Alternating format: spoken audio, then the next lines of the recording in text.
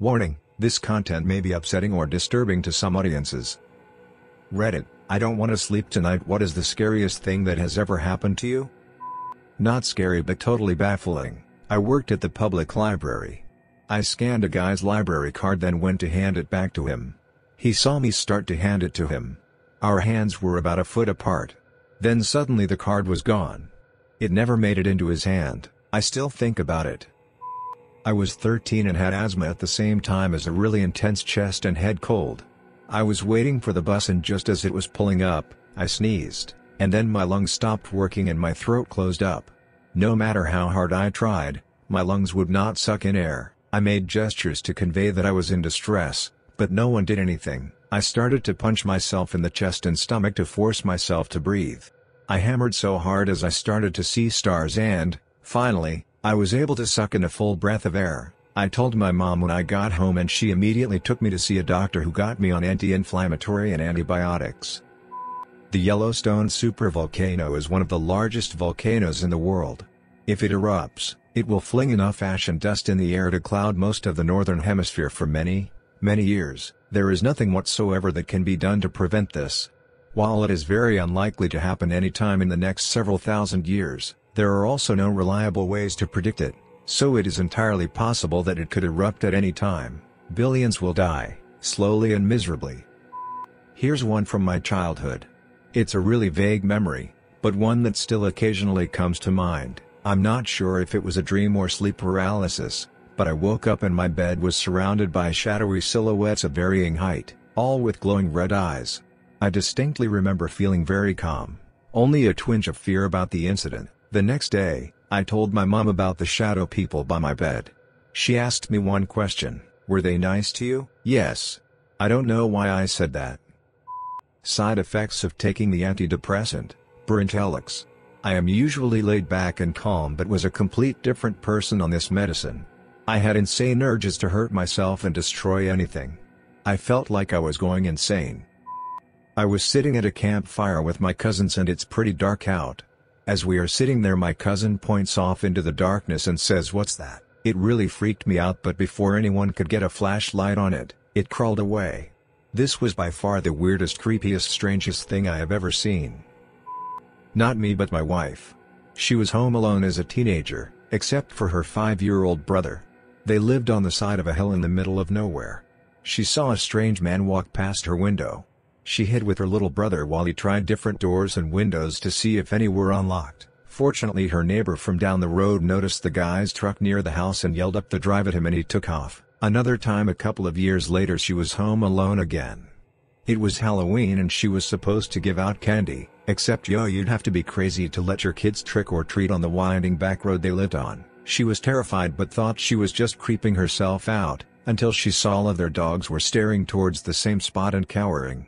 She called them and they stayed behind her in the corner for a couple of hours till the feeling suddenly passed. Later, her little brother talked to her about his imaginary friend who lived in the closet under those stairs. He said he was mean to him sometimes and he didn't want to be near his closet after dark. She told me all this for the first time while I was house sitting with her for her mom. One time, I was pushed over a campfire by a group of ill-tempered children on a combination of whiskey, mushrooms, and meth. I didn't catch fire. Long hair, natural fibers. No burns, no nothing. I was only on mushrooms and weed. The rest of the night they talked about murdering me in the woods with the axe and burying me there. Let's just say I didn't sleep, and I left early by the time I was sober enough to GTFO. The other night I woke up and couldn't move. I realized I was having an episode of sleep paralysis. Then I noticed a man standing in the doorway to my bedroom. I blinked and then he was standing next to my bed. He was smiling with a closed mouth at me and holding a tiny basket. He started leaning down toward my face and then standing back up again, coming almost nose to nose with me. Then he started placing the basket on my stomach, then removing it.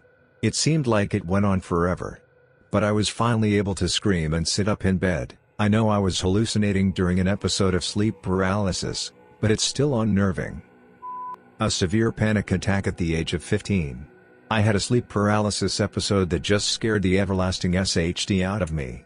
Along with other awful events going on in my life, it became too much for me to handle. When I woke up, I was screaming and crying like a baby, My parents and older brother came up to check on me and tried their hardest to calm me down. Just seeing the look of sadness in all their eyes is what I remember the best. I felt so out of it, just venting in the worst way imaginable. Ever since then, I cannot under any circumstance sleep in a dark room. Recently, I got home from a late night at work, and decided to walk my dog in the woods by my house. We get to a clearing, and I start throwing sticks for him by moonlight, when he stops, and stares into the trees, growling softly. I hadn't planned on being gone long, so I left my flashlight at home, and only had my phone, which was at 10% battery. We went back to playing with sticks, but then it happened again. Dog growls, and I heard some twigs snap. We took the long route around the snapping twigs, when my phone died. Just then, I hear something large moving in the bushes right by me. My dog growling his terrified growl again. Turned out to be stoners visiting their forest drop point. Welcome to British Columbia. Go to the top AskReddit threads of all time. Then, spend hours on the "What Secret Could Ruin Your Life?" page. Or just click here. It's one of the most terrible and disheartening threads you'll ever read. Going out for a drink and getting drugged, kidnapped and raped. Waking up completely naked in a strange bedroom by myself. Also, one Halloween my friends and I decided to go visit this abandoned church that is supposed to be a gateway to hell in Stull, Kansas at midnight. Some locals closed the gates on us and waited for us to leave. They then chased us in their trucks for miles.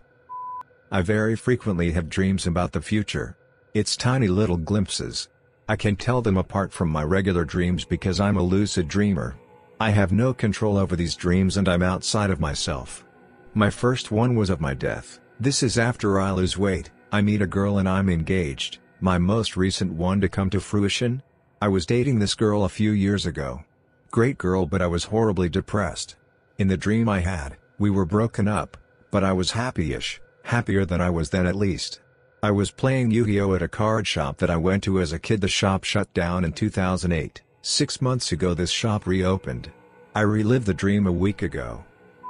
When I was going through drug withdrawal, I had some hardcore hallucinations from doing it cold turkey.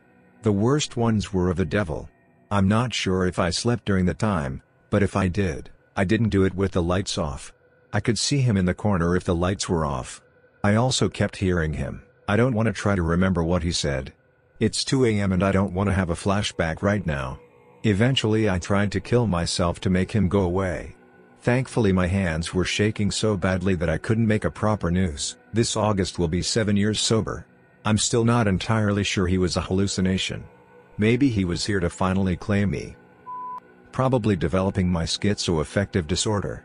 Hearing voices talk to you when no one else is around, telling you every negative thing about yourself you ever thought of, telling you people are out to get you and that you should be punished.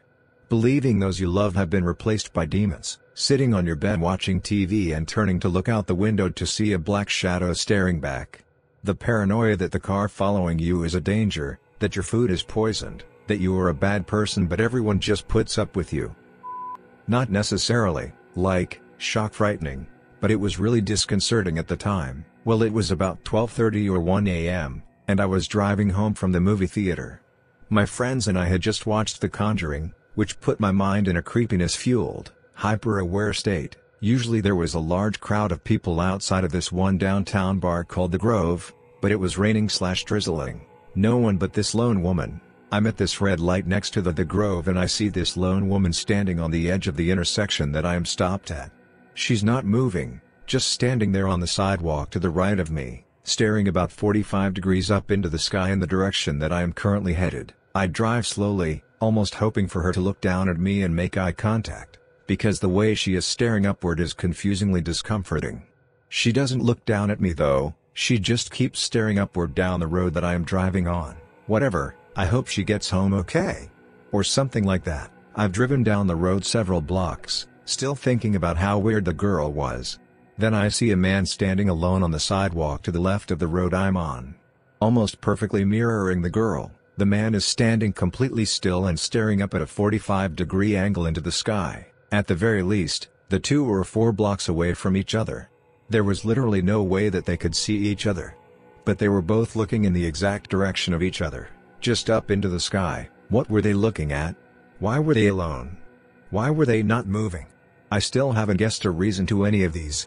What did I drive under? I don't have a long story, but I will tell you this.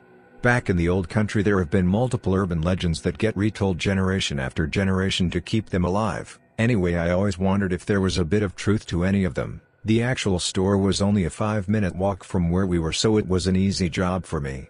Before they sent me on my way, they told me to watch out for the devil. He lurks after hours to prey on the young. For some reason though, all I could think about was that episode of SpongeBob where he works the night shift. That episode scared the living hell out of me as a kid. I thought Nosferatu was the devil. I was taking it slow until I saw the lit store sign and ran as fast as I could. I did make it back to live another day. Well, I've been pushing myself way too much for a few months, and I finally snapped and had my first panic anxiety attack. My dog would not leave my side. I managed to call my sister, who took me to the ER, and I got some sedatives via injection. My dog was brought with me. The doctor didn't mind that he was in the room and sitting next to me. The doctor luckily had humor, and said that he was a good dog for looking out after me. They worked after a few minutes, and I finally calmed down. I couldn't walk, though. He sat at the end of the bed, wagging his tail like crazy and weeping and howling, excited as if someone was telling him how good he was, what a good boy he was, and so on. He was staring straight up in the ceiling at the corner of my room. He cuddled up to me in my bed, and fell asleep shortly thereafter.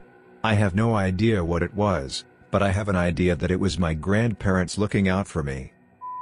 January 26, 2015.